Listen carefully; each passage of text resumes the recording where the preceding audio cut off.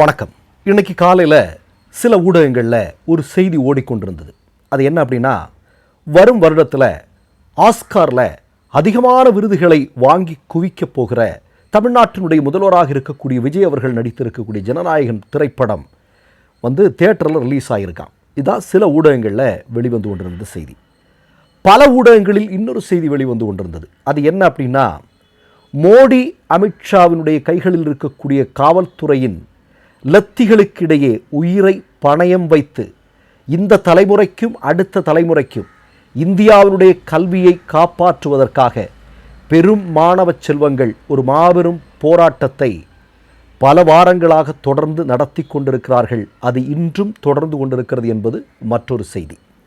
இந்த நேரத்தில் நம்ம ஒன்று சொல்லணும். தமிழ்நாட்டினுடைய தாவேகாவினுடைய அமைச்சர் பொறுப்பில் இருக்கக்கூடிய ஒரு நபரிடம் ஒரு செய்தியாளர் ஒரு கேள்வி கேட்கிறார். டெல்லியில் மாணவர்கள் நடத்தி கொண்டிருக்கக்கூடிய இந்த போராட்டத்தை பற்றி நீங்கள் என்ன நினைக்கிறீர்கள் என்று.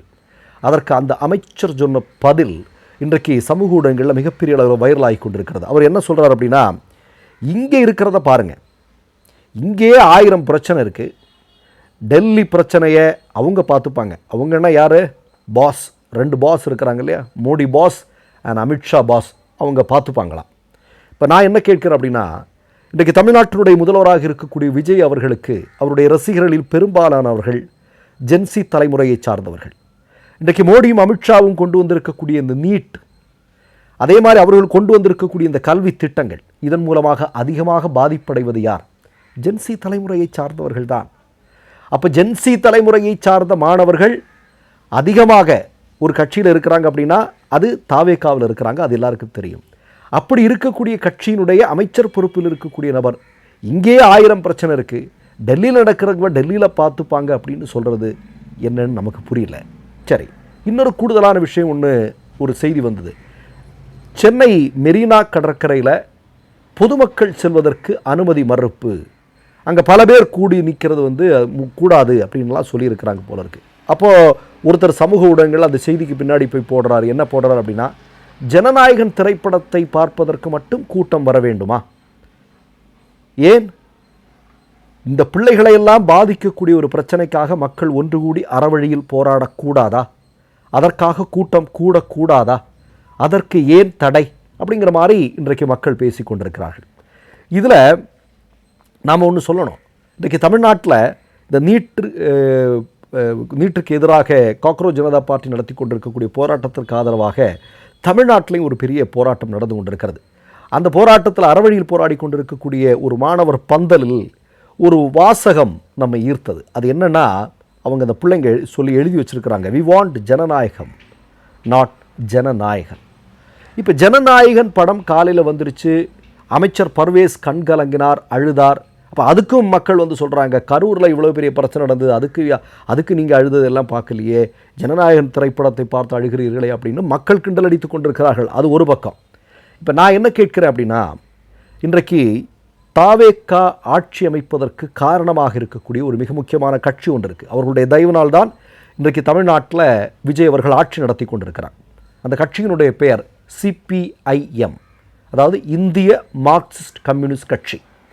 அதனுடைய தமிழ்நாட்டின் மிக முக்கியமான தோழர்களில் ஒருவராக இருக்கக்கூடிய சண்முகம் அவர்கள் ஒரு மிக முக்கியமான செய்தியை வெளியிட்டிருக்கிறார். என்ன செய்தியை வெளியிட்டிருக்கிறார்னா, நேற்றைய தினம் மோடியும் அமித்ஷாவும் RSSும் சேர்ந்து கொண்டு வந்திருக்கக்கூடிய நீட் கொள்கைக்கு எதிராக நாடு தழுவிய அளவிலான போராட்டம் நடந்தது. அதில் தமிழ்நாட்டில் இருக்கக்கூடிய மாணவ செல்வங்களும் அந்த அநீதிக்கு எதிராக காக்ரோச் ஜனதா பார்ட்டிக்கு ஆதரவாக பல இடங்களில் ஒரு மிகப்பெரிய போராட்டங்களை நடத்தினார்கள். ஆனால் அந்த போராட்டத்தில் ஈடுபட்ட மாணவ செல்வங்களை விஜய் அவர்களுடைய கைகளில் இருக்கக்கூடிய காவல்துறை கையாண்ட விதம் சரியானது அல்ல. அந்த மாதிரி நீங்கள் தொடர்ந்து கொண்டிருந்தால், இதுபோன்ற செயல்பாடுகள் தொடர்ந்து நடைபெறும் என்றால், உங்களுக்கு நாங்கள் கொடுத்து கொண்டிருக்கக்கூடிய ஆதரவை மறுபரிசீலனை செய்ய வேண்டி வரும் என்று ஒரு கூட்டத்தில் சண்முகம் பேசியதாக ஊடகங்களில் செய்தி வந்து கொண்டிருக்கிறது. நம்ம ஒன்றுங்க, எவ்வளவு பெரிய ஒரு வரலாற்றில் இடம்பெற வேண்டிய ஒரு போராட்டம், ஏறத்தாழ ஒரு மிகப்பெரிய ஒரு அதாவது நீங்கள் உலகத்தினுடைய மகத்தான போராட்டங்களில் ஒன்றாக இந்த போராட்டம் இடம்பெறப் போகிறது. அதில் எந்த விதமான சந்தேகமும் இல்லை. அது நீங்கள் வேணால் பார்த்துங்க. அப்படிப்பட்ட ஒரு போராட்டம் நடந்து கொண்டிருக்கிறது. அந்த போராட்டம் தொடர்பாக மாணவர்கள் போராடினால், இப்போது சமூக ஊடகங்களில் ஒரு செய்தி வருது, எப்படி மோடியும் அமித்ஷாவும் டெல்லியில் இந்த பால்ஜெல்லாம் அணியாத யாரெல்லாமோ வந்து ஆர்எஸ்எஸ் சங்க பரிவார கும்பலெல்லாம் வந்து மாணவர்களின் மீது மிகப்பெரிய அளவில் தாக்குதலை நடத்தினார்கள் என்று சொல்லப்பட்டதல்லவா?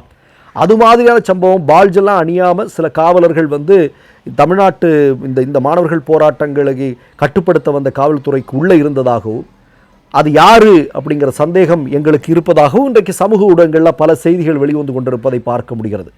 இப்போ நம்ம என்ன கேட்குறோம் அப்படின்னா, அறவழியில் மக்கள் போராடுகிறார்கள் இல்லையா? அவங்கெல்லாம் நேரடியாக பாதிக்கப்பட்டவங்க.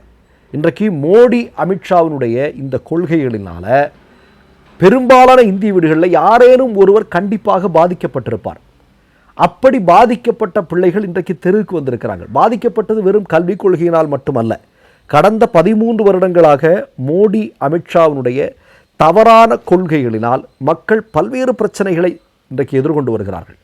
அப்போ அதற்கு எதிராக இன்றைக்கு நாடு தழுவிய அளவில் ஒரு மிகப்பெரிய அளவிலான மாணவர் போராட்டம்னா இது மாணவர் போராட்டம் என்று ஆரம்பித்திருக்கலாம். ஆனால் இன்றைக்கு கட்சிகளே நிர்பந்தமாக அதற்கு ஆதரவு சொல்லியாக வேண்டிய கட்டத்தில் தள்ளப்பட்டிருக்கிறது என்றால் அந்த போராட்டம் எவ்வளவு பெரிய வெற்றியை நோக்கி சென்று கொண்டிருக்கிறது என்பதை பாருங்கள்.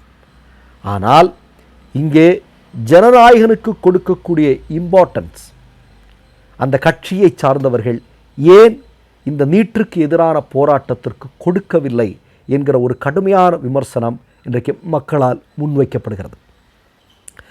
இப்போது நம்ம என்ன கேட்குறோம், ஒரு சம்பவம் நடந்திருக்கு, அதில் யாரும் பொறுப்பேற்றுக்க மாட்டாங்க. பொறுப்பேற்றுக்கணுங்கிறவங்க பொறுப்பேற்றுக்காமல் இருக்கிறாங்க.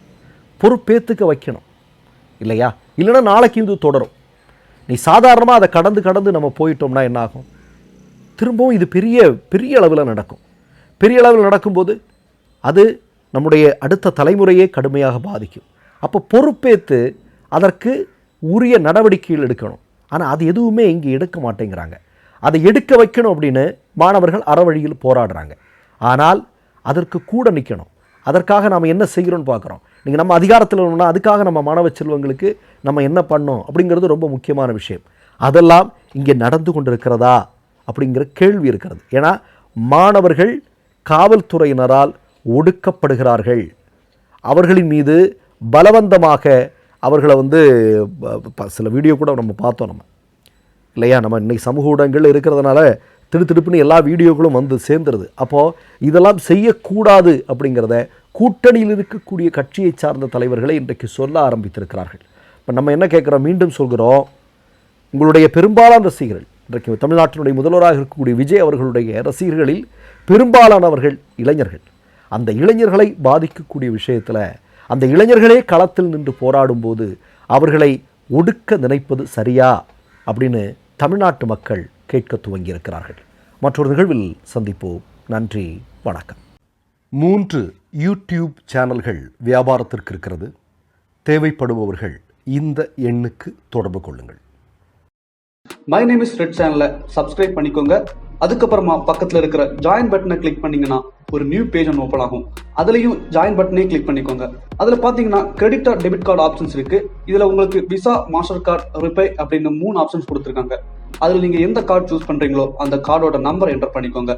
அப்புறமா கார்டோட வேலிடிட்டி மந்த் அண்ட் இயரை டைப் பண்ணிக்கோங்க. அடுத்தபடியா உங்க கார்டோட பின்னால சிவிசி கோடுன்னு சொல்லிட்டு 3 நம்பர்ஸ் கொடுத்துருப்பாங்க. அந்த நம்பரை இதில் என்டர் பண்ணிக்கோங்க. அப்புறமா அட்ரஸ் அண்ட் இன்ஃபர்மேஷன் என்டர் பண்ணிட்டு பைங்கிற பட்டனை கிளிக் பண்ணிக்கோங்க. ஒருவேளை உங்க கார்டு நம்பர் இன்வாலிட்னு காமிச்சிச்சுன்னா உங்க கார்டுல இன்டர்நேஷனல் யூசேஜை எனேபிள் பண்ணுங்க.